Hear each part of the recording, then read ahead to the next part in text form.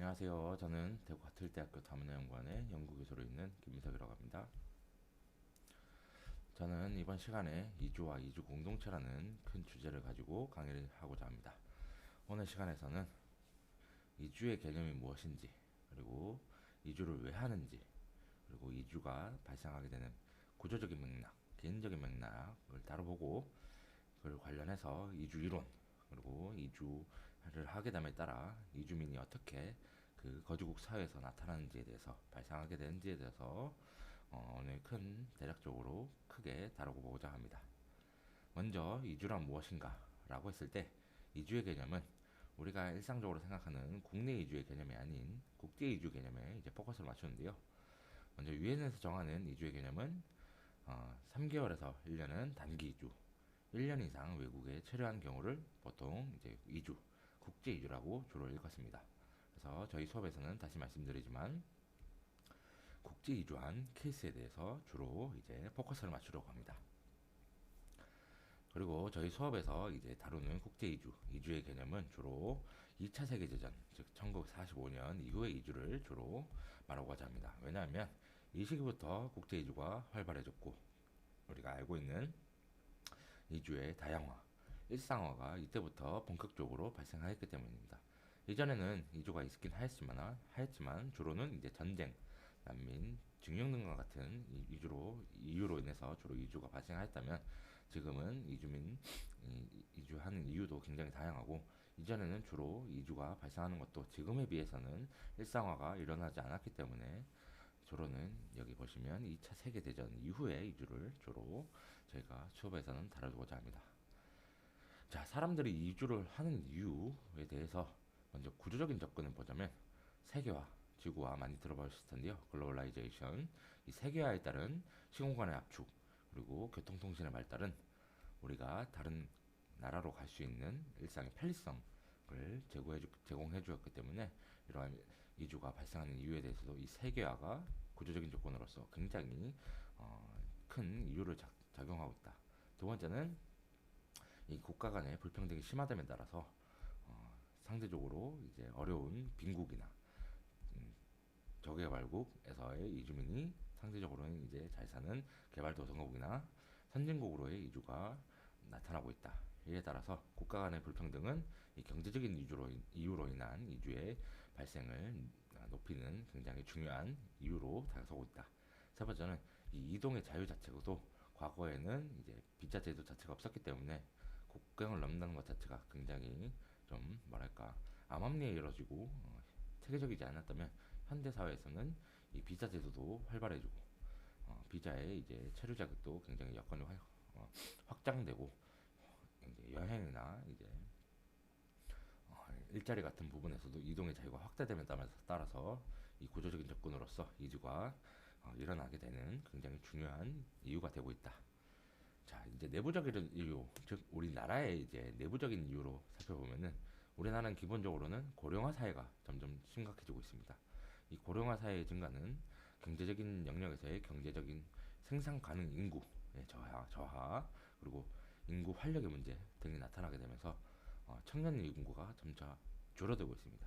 이에 따라서 생산 가능 인구가 적어지고 있기 때문에, 이를 메우기 위한 이제 방안으로서 이주도 굉장히 국가 차원에서, 국가 내 차원에서 굉장히 중요한 이유로 다가서고 있다. 이 말은 즉슨 저출산 확대도, 즉 이주가 발생하게 되는 이 국가 내 차원에서 굉장히 중요한 이유로 다가서고 있다. 인구 소멸도 이러한 맥락에서 같은 이유라고 보시면 되겠습니다. 이와 같은 현상은 우리나라의 내부적인 원인뿐만 아니라, 우리나라뿐만 아니라 전 세계의 이제 선진국 대다수가 겪는 똑같은 문제라고 보시면 되겠습니다. 그래서 선진국에서는 이 고령화, 저출산, 인구 소멸의 문제를 대안하기 위해서 일찌감치 게스트워커나 독일은 게스트워커, 프랑스나 영국은 이제 식민지 시대에 존재했던 이제 식민지 국가의 이주민들을 굉장히 허용적으로 많이 받아들이고 있는 현실을 목도할 수 있습니다. 미국이나 캐나다도 이제 자국 내의 국민으로 이제 충당이 안 되는 인력, 즉 산업 이제 현장의 이제 수요를 고려를 해서 이제 이주를 받아들이는 이제 형태가 지금의 형국이라고 할 수 있겠습니다. 자, 우리나라는 이제 90년대 특히 이제 농촌 총각 장가 보내기 프로젝트를 통해서 어, 결혼 이주 여성의 장려 정책이 실시되었는데요. 특히 이제 시골에는 이제 장남을 중심으로 한 이제 농업을 전담하는 농업에 종사하는 이제 장남들이 많아졌다면 그 외에 이제 둘째 그리고 여성들은 점차 도시화를 통해서 도시로 점차 떠나게 되면서 농촌 총각의 이제 성혼 문제가 큰 이제 사회 문제로 이슈되기 시작했습니다. 90년대 초반부터. 이렇기 때문에 이 지자체나 국가에서는 이러한 이제 농촌 총각의 성혼 문제를 해결하기 위해서 농촌 총각 장가 보내기 프로젝트라는 이 운동을 통해서 결혼 이주 여성을 유입을 장려하기 시작했습니다. 근데 문제는 이러한 정책에 따른 이제 유입이 체계적으로 혹은 이러한 이제 사후 문제까지도 고려를 했었어야 되는데 그런 것보다는 단기적인 이제 이민의 문제를 이제 단기적인 이제 현실 사회에서의 이제 성혼 문제만을 이제 추종하다 보니 결혼 이주 여성의 사회 통합의 문제, 즉 적응이라든가 뭐 소위 저희가 알고 있는 매 맞는 여성 등의 문제가 이때 나타나기 시작했습니다. 자, 이러한 문제가 나타나기 시작하면서 저희가 살고 있는 대구 및 경산, 경북 지역에 특히 그 중에서도 경산시의 인구를 살펴보면 이 65세 인구와 외국인이 점차 같이 늘어나고 있는 것을 확인할 수 있습니다. 이 말은 즉슨 고령화 인구의 증가는 필연적으로 외국인 인구의 증가를 수반한다라고 보시면 되겠습니다. 이러한 문제 때문에 지금 현실 사회에서도 여러분들이 이제 많이 공감되는 부분이실 텐데 집 주변에 돌아다니다 보면은 주변에 외국인 분들을 굉장히 쉽게 접할 수 있는 환경을 보실 수 있을 겁니다. 특히나 이제 지역이나 농촌의 경우 같은 경우에서는 훨씬 더 쉽게 외국인을 목격할 수 있습니다. 이런 부분은 농촌에 특히 이제 고령화가 수도권에 비해서 더 심각해지고 있기 때문에 특히 경제 활력이라든가 생산 가능 인구의 문제를 해결하기 위해서 외국인 유입에 대한 이제 국가 차원에서의 이제 정책이 주로 실시되고 있다. 필연적으로 제가 이제 언급하고자 하는 점은 외국인의 증가는 필연적으로 이제 사회 통합의 문제를 야기한다. 어떻게 그분들이 이제 다문화주의라는 관점에서 서로 우리 한국에서 공존할 수 있을 것인가에 대한 이제 문제가 현실적으로 다가오고 있다. 자, 인구 변화에 있어서도 일반 가구에 비해 다문화 가구가 이제 점점 늘어나고 있는 것을 알고 있습니다. 경산시에서는 다문화 가구가 이제 10% 정도를 차지하고 있는데 굉장히 이제 적은 수치로 보이지만 이제 이게 점점 앞으로 이제 차이가 간극이 줄어들고 이 퍼센트는 계속 늘어날 것이라는 점에서 이 다문화 가구 역시 이 한국 사회에서 어떻게 기존의 선주민들과 우리 한국인들과 통합할 수 있고 공존할 수 있을지에 대한 이제 문제가 앞으로 굉장히 중요한 이제 화두로 등장하게 될 것이다. 그래서 전 세계적으로 이러한 문제가 우리나라뿐만 아니라 대다수의 선진국에서는 이민이 일상화되고 있습니다.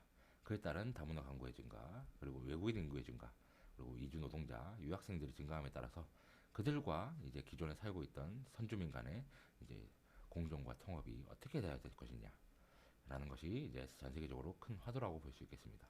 자, 이주민의 유익과 쟁점에서 문제는 이주민이 단순히 사람으로서 몸만 오는 개념이 아닙니다. 그 사람이 오게 되면 문화도 오게 되고 그 나라의 기존에 존재했던 전통, 관습 모든 것들이 오게 됩니다. 언어뿐만 아니라 모든 것들이 오기 때문에 기존에 있던 국가 간의 차이라든가 차별, 갈등의 요소도 여전히 칸처로 넘어온다는 점을 상기하면서 어떤 문제가 나타날 수 있는가?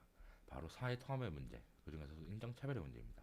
첫 번째 사진은 이제 미국에서의 흑인에 대한 미국 경찰의 이제 강제 진압의 문제. 그리고 두 번째는 이제 축구계에서 존재하는 인종차별의 문제. 세 번째는 이제 노르웨이 이제 아네르스 베어링 브레이브크 사건이라는 이제 일종의 제국주의의 면모, 나치즘의 면모가 이제 나타나고 있는데 대표적인 인종차별의 현상이라고도 할 수 있겠습니다.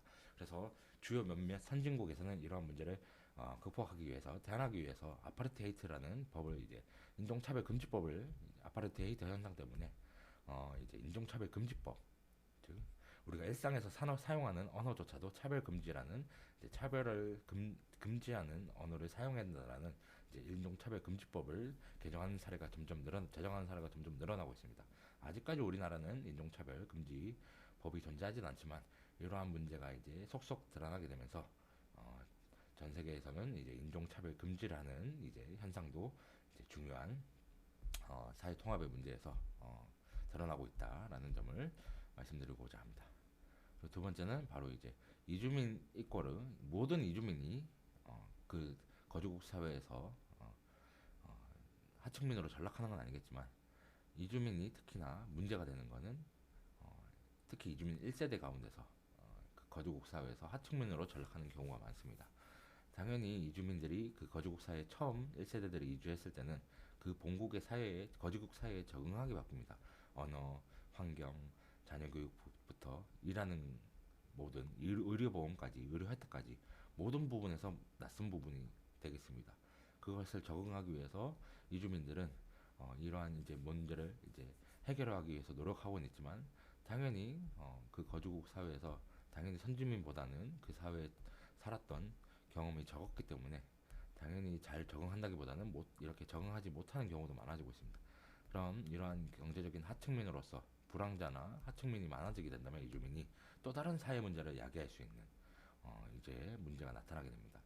여기 제 세 번째 사진에서는 이주 노동자 이제 운동과 관련된 우리나라의 사진인데 이 이주 노동자의 권리나 의무에 대해서는 이제 크게 이제 법적인 혜택이나 제재가 없기 때문에 이분들에 대한 권리나 의무에 대해서 어떻게 할 것인가 라는 것도 주요 화두로 등장하고 있습니다.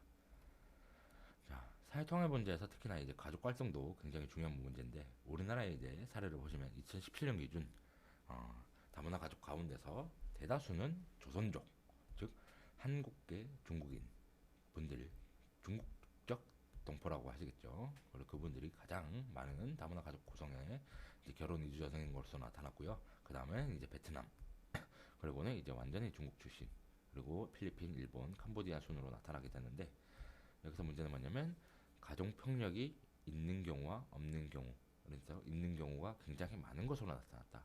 40%, 즉 42%가 가족 폭력을 당한 경험이 있다.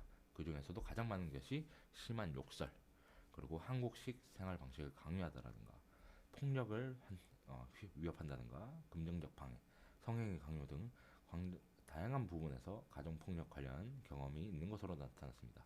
여러분들이 그래서 지금은 조금 덜하지만 과거에서는 때리는 남편, 매맞는 이주 여성에 관한 기사나 영상도 쉽게 접할 수 있었던 걸 확인할 수 있습니다. 이러한 문제들을 봤을 때 필연적으로 외국인의 이제 이주는 기존에 살고 있던 한국식의 가치관과 소위 이제 외국식의 가치관이 서로 충돌하면서 어떻게 통합을 하고 어떻게 어우러져서 살 것인지에 대한 문제도 같이 하게 한다. 근데 이것을 가르쳐주는 국가적인 시스템이나 혜택 역시 같이 필요하다라는 점을 이제 상기시키는 점이 되겠습니다. 그럼 문제는 뭐냐면 다문화 가정 자녀는 법적으로는 이제 한국인 이제 배우자와 결혼 이민자와 구성된 다문화 가정 자녀는 배우자가 그 이제 부모 중에 한 명이 한국인이어도 바로 이제 한국 국적은 취득이 되는데 법적으로는 한국 국적이라고 하지만 정체성 면으로서는 그 다문화 가정 자녀가 한국인인지 혹은 베트남 외국인인지 중국인인지라는 이 정체성의 문제에서도 굉장히 큰 문제를 야기할 수 있습니다.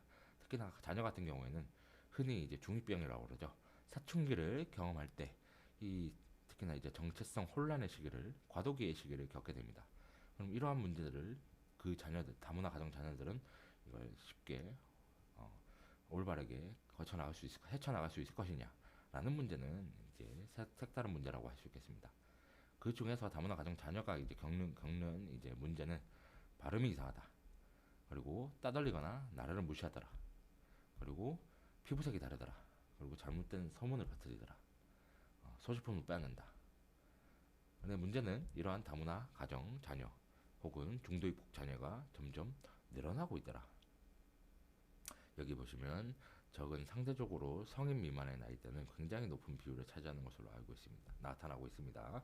근데 다문화 가족 자녀의 연령 구성은 9세에서 11세가 가장 많고 그 수치도 비교적 가파르게 증가하고 있죠.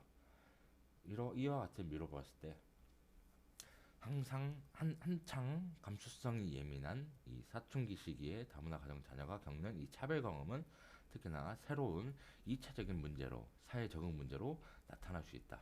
우리는 그 다문화 가정 자녀의 문제를 정말 그 개인의 문제로 개인의 책임으로 떠돌릴 수, 따, 어, 돌릴 수 있을 것이냐 라는 게 정말 문제라고 할 수 있겠습니다. 부모님이야 이주민이야 자기가 선택을 해서 뭐 이주를 했다고 할 수 있겠지만 다문화 가정 자녀는 본인의 선택에 의해서 태어나는 것이 아니지 않습니까? 그렇다고 한다면 다문화 가정 자녀는 정말 이 거주국 사회에서 한국 국적을 취득하였음에도 불구하고 차별받는 게 정당한 것인가? 라는 이제 이러한 의구심이 문제점이 생길 수 있습니다. 우리는 이걸 어떻게 해야 되는가? 라는 고민이 생기겠죠. 자, 여기서는 이러한 문제들이 있다라는 것을 먼저 말씀드리고 이것을 어떻게 고민하고 대처할 수 있을 것인가에 대한 이제 큰 이제 생각을 이제 시사점을 주로 논의하는 이제 시간으로 이제 크나큰 맥락만 이제 짚고 넘어가는 걸로 하겠습니다. 자, 이주 이론입니다. 이주는 왜 하는가? 그리고 과연 이주는 선택하는 것일까? 이주민이 선택되어서 하는 것일까? 이게 참 애매합니다. 여기에 대해서는 약간 심도 깊은 생각을 요하기 때문에 여러분들이 한 번쯤은 고민해보는 것도 나쁘지 않을 것 같습니다. 자, 정답은 없습니다만 과연 이주는 이주민이 스스로 선택하는 것일까? 오히려 선택되어진 것일까? 참 하나로 이분법적으로 그냥 단순히 보기에는 어려운 문제라고 생각합니다. 자, 어쨌든 이주와 관련된 많은 이론들이 있는데 이주와 관련해서 많은 학자들이 연구를 했을 때 크게 5가지로 이제 구분될 수 있겠습니다. 이제 고정경제학적, 신고정경제학적 접근에서는 이주가 주로 노동력 수요와 공급 간의 차이로 인해서 발생한다고 생각합니다.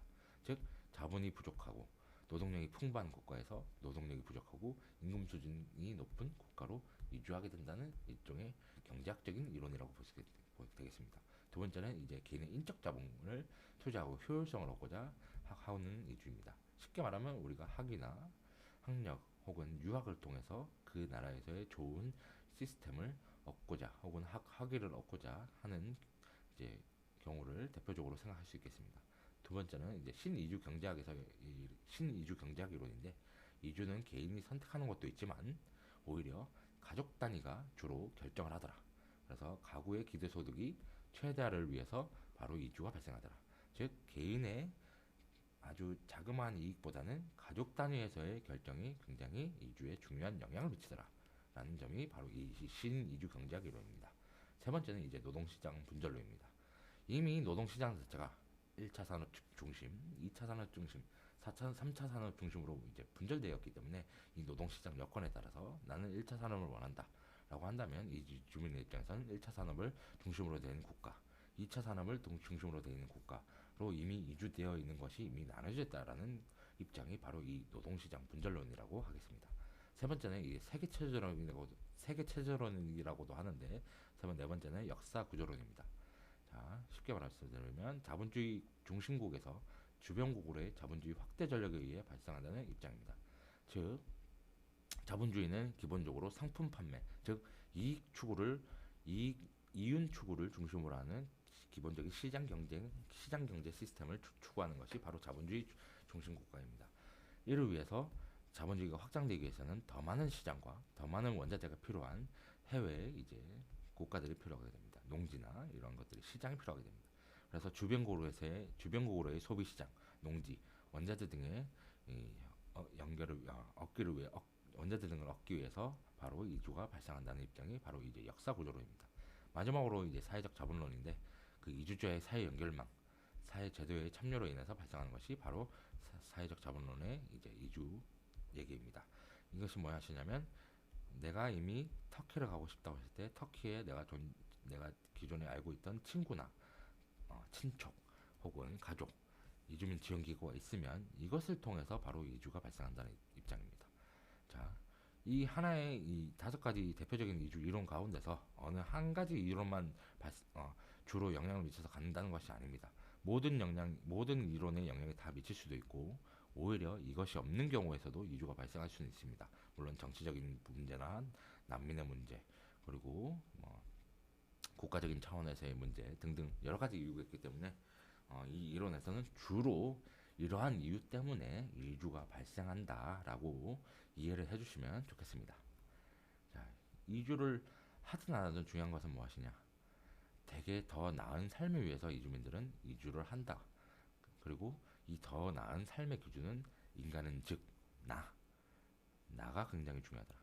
여기서 나는 굉장히 중요한 이제 퍼스널리 자율성을 가진 개인 주체로서의 개인인 즉 나도 포함되지만 여기서는 바로 가족과 이 모든 공동체를 포함하는 개념이라고 이해해서도 좋겠습니다. 중요한 것은 무엇이냐? 바로 인간이라는 점입니다. 이주를 하든 안 하든 이주민이 이주를 했으면 그 삶의 기준은 결국 인간이어야 한다. 우리는 이주를 할 때 경제적인 이유로도 이주를 하지만 그 경제적인 이익을 추구하기 위해서 이주를 하는 것도 가장 중요한 부분이긴 하지만 과연 그 중에서 삶의 모태가 되는 가장 중심적인 가치관은 무엇이냐, 기준이 무엇이냐라는 점은 바로 인간이라는 점입니다.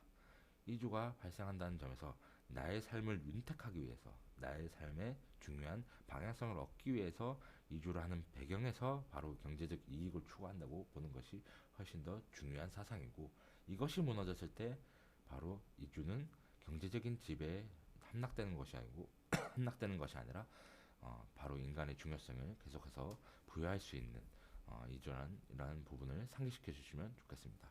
그래서 이주라는 것도 결국 물론 경제적인 부분이나 사회적인 부분, 정치적인 부분이 이제 영향이 크지 않다는 점은 아니겠지만 그 중에서도 가장 중심적인 가치관은 무엇이냐? 바로 인간이더라 이겁니다.